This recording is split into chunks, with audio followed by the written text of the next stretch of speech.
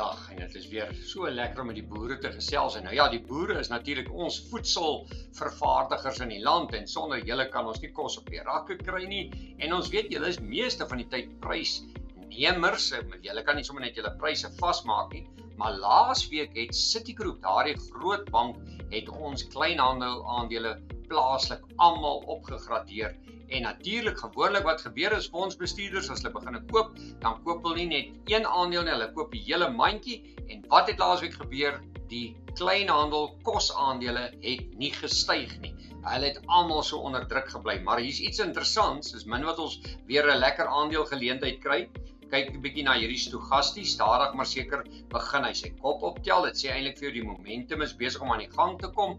Maar vir boere wat nou nie net wil kos lewer aan hierdie groot leweransiers as jy aan hulle lewer nie, dan kan 'n mens baie beslis kyk om te koop bo hierdie hoogtepunt van daai kersie en hy sit op R122.85. Nou ja, bo R122.85 kan hy maklik aan die gang kom en sien julle daar so klein gapingkie op die grafiek. Daardie grafiek se gaping lê tussen R130.08 en R130.24. So 'n klein gapingkie, maar dit beteken as hy hier bo daai vlak van R122.85 aan die gang kom, kan hy baie maklik lewe kry en daai venstertjie gaan toemaak. En dit is al reeds 'n lekker paar rand in die sak, maar ek gaan net die vlakke tussenin gee. Die vlakke is R126.09, R127, R128.04, R129.60 en dan by daai venstertjie se begin R130.08. Nou ja, en as jy nou hier op hierdie vlakkie koop, gebruik maar hierdie keerverlies. Die keerverlies lê op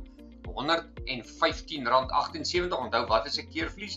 Dis die plekkie waar ons weet die grafiek sê dat ons verkeerd gedink het en hy dalk laer kan gaan. En soos gewoonlik, as jy die aandeel koop, moet nou nie jou plaas verkoop nie. Ek dink jy het genoeg goeie goed op die plaas. Maar natuurlik as mevrou winkel toe gaan en sy koop by die Spar en baie ander mense koop en hulle winste is goed, dan gaan hy 10 keer in hierdie venstertjie toemaak. So, daar's 'n lekker geleentheid. Hou by die keerverlies en ons hoop dit is nie net die ander klein aandele wat begin styg nie, maar ook die voedselaandele. Mooi loop tot volgende keer. Besoek gerus ons webtuiste www.fransklerk.com vir meer inligting en ons kuier weer.